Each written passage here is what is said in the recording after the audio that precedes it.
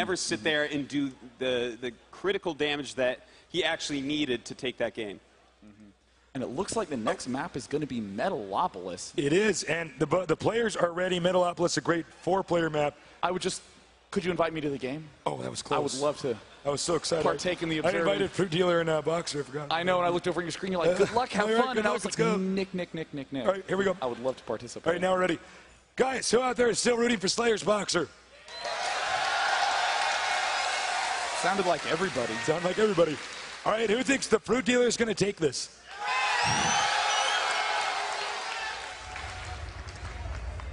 And it looks like and the game is starting.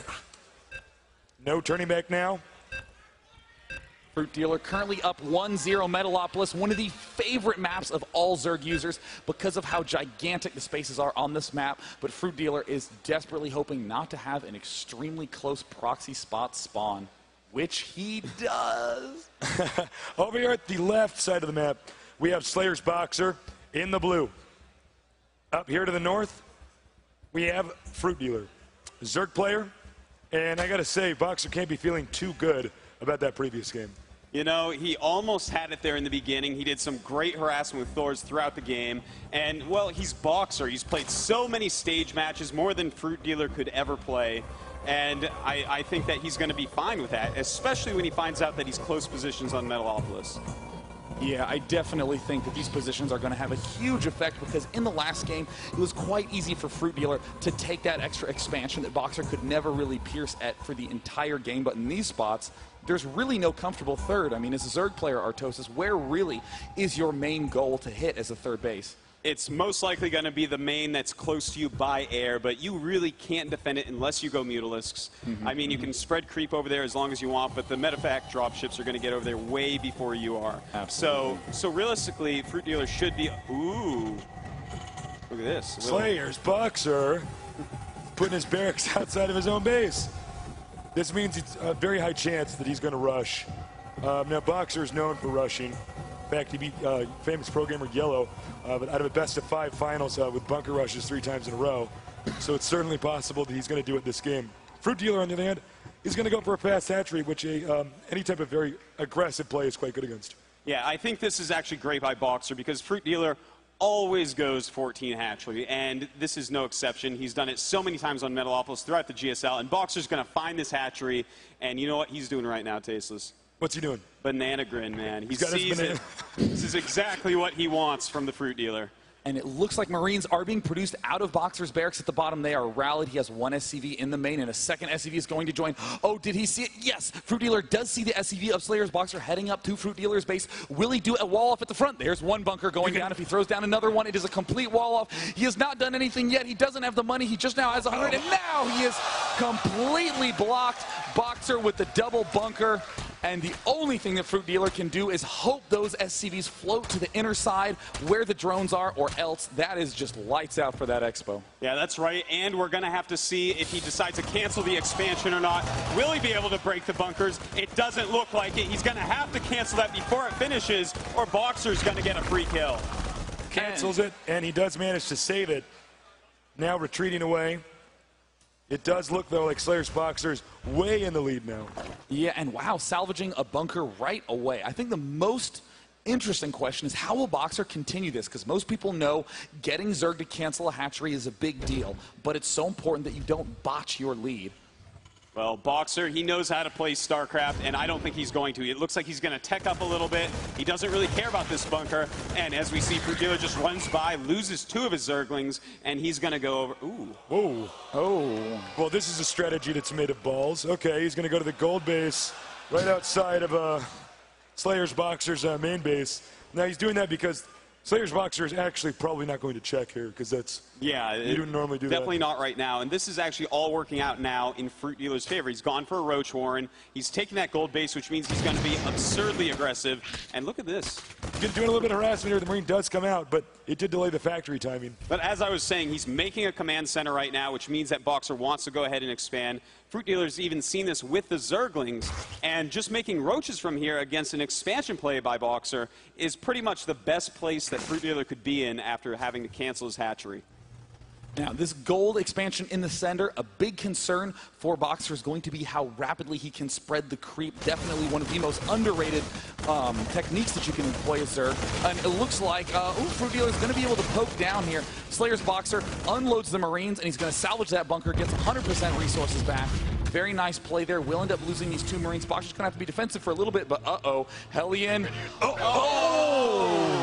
Does not scout the expansion. I don't know if he saw the creep or not, but that was so close to spotting. He sees the creep. He saw it. He knows the creep's there. Hello, expansion. And from here, Boxer again in the lead. That is such an important piece of information to have. And it looks like at Boxer's choke, we have Roaches. They are trying to get in here. There is a Marauder out, and Repair saves the day. Marauder is quite strong against Roaches. And, you know, this is unfortunate for Boxer because, you know, he thought he got his opponent behind, so he's going to go ahead and expand himself. And instead, after he got the FruitDealer behind, he went ahead and just rushed. Oh, he actually got a few drones there. Boxer's micro is much better than I anticipated. I thought I could analyze there. But instead, FruitDealer takes a big risk here and tries to get way ahead by doing this really, really unusual strategy. And I love the siege tank play right here. This is kind of like a Lost Temple game from 2001. He can siege up on his ledge and push over into that gold natural very, very fast, especially against Roach-based play. He has a lot of Marauders. He's getting his siege tanks, and those are really the counters to the Roach. And wow, is that ever a fast third base at the natural? FruitDealer's third base is down before Boxer has even landed his own natural expansion. Meanwhile, at the gold expansion, look at that creep tumor placement by FruitDealer, getting ready to just goop up the whole map. Spinecrawler also going down in the main. And in the meantime, FruitDealer has not done any teching at all. And a Banshee is coming out. If Cloak were coming, FruitDealer would be in a lot of trouble. That's right, but the Banshee still is going to do a lot, especially if he gets 2. He can take out the Queen at either base because you need 2 Queens to really fight against Banshees, and they're just too slow off creep to join up. Taking out some of these Roaches, he may want to do a ground attack here. Now the Queen can beat the Banshee. If you have 2 Queens, it's quite nice because you can use the transfusion ability. Second Queen pops out time. And the Queen with 3 hit points left. Boxer wasn't able to fire that final shot. Hoped he could keep the Banshee alive. And Boxer's in a little bit of an awkward situation. Wants to be able to put pressure on his opponent, but doesn't quite have the right unit mix to do so.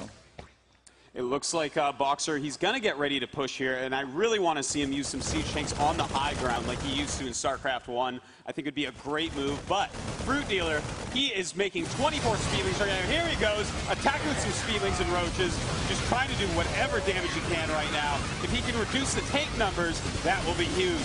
And there's Micro with the tank. Does manage to get 1 tank, and Artos, I cannot emphasize exactly what you were saying enough. If that tank count is too low, Boxer cannot push. He needs to keep that tank count high, and this is going to be very intimidating for Boxer. Look at FruitDealer's creep spread right at the front gates. Picks off 1 creep tumor. Very nice move by Boxer. He denies the creep. Remember, guys, Zerg units move faster on the creep, which means you're going to get a surround quicker. It's very bad for the Terran. In fact, Boxer may even want to scan here and try to take this stuff out. And maybe take out the Mink statue because he's the bad guy. But you know, he needs to definitely get rid of the creep though. On a more serious note. Boxer is scouting up with the SCV. He's going to see FruitDealer's base over here. Has a lot of drones at already. FruitDealer just making Queens all over the place, keeping his count high. And I like what he's doing. You know, he's getting Roach speed, he's getting Hydralisk range, and he's making ridiculous amounts of Zerglings. So he just wants to overpower him with like the mass Zerg units. And that's actually a really good idea considering how close this gold base is. Now, weirdly enough, if we look at the resource counting station, Boxer is at 80 food. His opponent, FruitDealer, is at 77 food. Boxer has actually been a little bit ahead all game long, but we're starting to see that FruitDealer is rapidly catching up as a result of that center gold expansion, mainly Zerglings being made by FruitDealer. Another expansion going down at the far right. FruitDealer so active about expanding, and I'm really surprised by this choice to go Hydralisks. Yeah, the Hydralisk choice is a little bit weird, but there are Banshees floating around, so I kind of get it. If you have enough creep, Hydras are actually usable nowadays against Terran. It's just that the tanks do not kill them quite as quickly, and the creep spreading is really the key to good Hydra usage. All right, here we go. The Queen is going to get picked up. Boxer needs to do some damage very quickly. They're taking out these Queens. Uh-oh, as you know, guys, may know, Queen's very slow off creep. Now he can go for the drones. No. Spore Crawler. Oh, he's going to try to get the hatchery. Risky, not going for drones. He says if I just get rid of this hatchery, I'm going to get ahead. But Hydra's quite scary. Quite a strong anti-air unit as well. Oh, Boxer almost picking off one Hydralisk, but he will end up retreating, but that was a good bit of damage he did because all of it was free. That is so important whenever you're doing a little bit of damage, not to get overexcited and to suicide those units. Boxer going to be pulling back those Banshees to repair, and in the meantime, just making Thors, Marauders, Marines, and again, switching to that big 3-factory play in the mid-game. And at the same time, he is getting cloaked for his Banshees, so obviously we're going to see a lot more cloaked Banshee play from Boxer, and that's going to be pretty annoying for FruitDealer. He has to spend a lot of gas on Overseers to be able to see those, and Boxer, it's getting a little bit scary. FruitDealer is taking a 4th base, and if you got 4 bases against 2, it almost doesn't even matter what units you make. It's funny because this game is starting to look a lot like our previous game, only oddly enough, it should be impossible for FruitDealer to have an economic advantage. It's the fact that he lost the hatchery at the start, well, had to cancel, rather, and then takes the gold expansion and actually gets away with it in a very risky move, which to me almost reminds me more of like something that Boxer would do. Normally it's Boxer that's known to do risky stuff like this.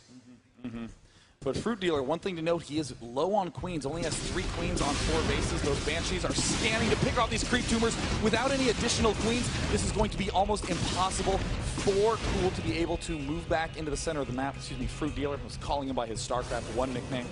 That is, of course, long since passed. FruitDealer, easily the best ID I've ever heard in my entire life. So the creep, as you can see, the FruitDealer frantically trying to lay more creep tumors. He knows that this ground has to be covered in gooey creep so that the Zerg have an advantage when this inevitable battle eventually does get here. Yeah, really. When he's making so many Hydralisks, he needs that creep out. It is of the utmost importance. In fact, he should make more queens at this point. Just really get creep everywhere. But it is Baneling time, and that's what FruitDealer really likes to do with his gas. And look at that. Dead broke on the gas for FruitDealer. Only has 5 Banelings or any other ones around the map. No, just those. And look at this great push by Boxer, spreading out all these tanks. He's going to be very slow, very methodical. This is exactly why FruitDealer did not want to have close positions. It is so easy to push, and look at Boxer spreading out. There's the cloak moving forward, going to be able to pick off the queen. The center expansion might just fall to only Banshees. Boxer being so patient and getting huge leads. He's an awesome play here. The Banshees chased away when the hatchery still has half its health, but FruitDealer, he is on the ropes right now. He's going to lose that gold base most likely, and Boxer's push looks very strong. He's going to have to take a 3rd base while pushing, though, or FruitDealer should be able to wear him down. Looks like we're getting closer and closer and closer to the final battle. Now, note, this is very intentional by FruitDealer. He's put creep all over the place over here, so he could not, his opponent could not expand or build a command center there. So Boxer, yeah, like you were saying, absolutely dead broke on money, needs to begin taking another expansion. The gold might even be his best choice if he can take it out, but FruitDealer looks like he's gearing up for a counterattack, but no tanks at the back door will be able to shut those down. But Boxer is getting in riskier and riskier waters as he's moving farther forward, but here's the push at the center gold expansion, doing some big damage. Tanks now well positioned, and the middle expansion is still alive, still alive. Here's a huge push, the flank from all fronts, where the Banshees to deal damage. The top side is being hollowed out by this push from FruitDealer. Center push gone. Banelings dropping. Boxer comes out on top and eliminates the center expansion. Wow. Totally insane by Boxer here. Now he knows it is time to push. FruitDealer, he is in a lot of trouble here, Tasteless. It looks like he has just a few roaches left, just scrambling whatever units he can. But Boxer... Tank counts falling rapidly. Got a little bit too overeager, didn't wait. Huge roach count flooding down now. Boxer's huge push might have just crumbled. Where does FruitDealer get all these units? Unbelievable. FruitDealer, however, will not be able to keep this many units without this gold base. So FruitDealer is going to have to keep the army that he has pretty much alive for now. Note, as I said earlier, creep tumor put here. He can't land the command center. Meanwhile, they're fighting over in this region. Boxer's attention is too split up. He can't actually get up here to take out this creep tumor. And to take out that creep tumor, he'd need to scan. He hasn't made any Ravens, and that will hurt his economy even more. It looks like another attack here by FruitDealer. Beautiful Bailing bombs again, all over the Marines and SCVs that are repairing. And the Roaches look like they are actually going to clean up the last of Slayer's tanks on the front. Hellion drop over here at the expansion. He needs to get drones. He's got the blue flame upgrade. He's taking up quite a bit. Meanwhile, more battles going on here with the Roaches against the army. He's taking out all the drones. Almost all the drones. 3 drones remaining. But in the center, it looks like FruitDealer has won a big push in the center, has knocked Boxer all the way back to his front. Boxer surprisingly hungry for more and more units, trying to expand to the center, but that creep spread is going to be able to block it. There's FruitDealer laying down a good chunk of creep, nothing Boxer can do, and is actually flying by this Spore Crawler that is slowly dying because it is off creep. Yes, it Spore is. Crawler versus Command Center here. Essentially, Spore Crawler does not win this battle. As you can see, Zerg has pushed Terran all the way back inside of his base, but there are no drones here. Zerg does not have a gold base. Zerg is basically running off 2 bases. So it's actually very close right now. It's very, very, very, very close. Oh, and Boxer tries to land at the bottom center, but gets spotted by FruitDealer, who will shut it down. But I don't think Boxer cares. He just desperately wants to get this planetary fortress finished. He could repair it. He's actually moving down here with a bunch of units. He needs to unload that planetary fortress. We got an attack over here at Terran's base. FruitDealer's going to clean him up. FruitDealer going for the kill now, dropping more Banelings on all the opposition. Boxer's expansion looks like it's going to go down. At the same time, Boxer attacking FruitDealer's bottom right expand, but FruitDealer is in Boxer's main base, and it looks like these are just too many Roaches, and Boxer, he may be dying to this one. There's almost nothing that Boxer can do, but he's going to try to keep macroing. He's even doing a drop in the main of FruitDealer, target firing that queen. That queen will end up falling. Meanwhile, back in his base, look at the Roach numbers just pouring into his main. No matter what Boxer makes, it is so hard to stop that number of Roaches. So Boxer essentially killing off almost all of the workers here. However, Boxer does not have a base anymore, and bases are pretty good in Starcraft. So it does look like FruitDealer's going to win this. And there's the good game. GG. Wow. Unbelievable. Really impressive game. I got to say, Boxer, he played really, really well. And I am totally blown away. Guys, give it up for Boxer. SlayerSBoxer.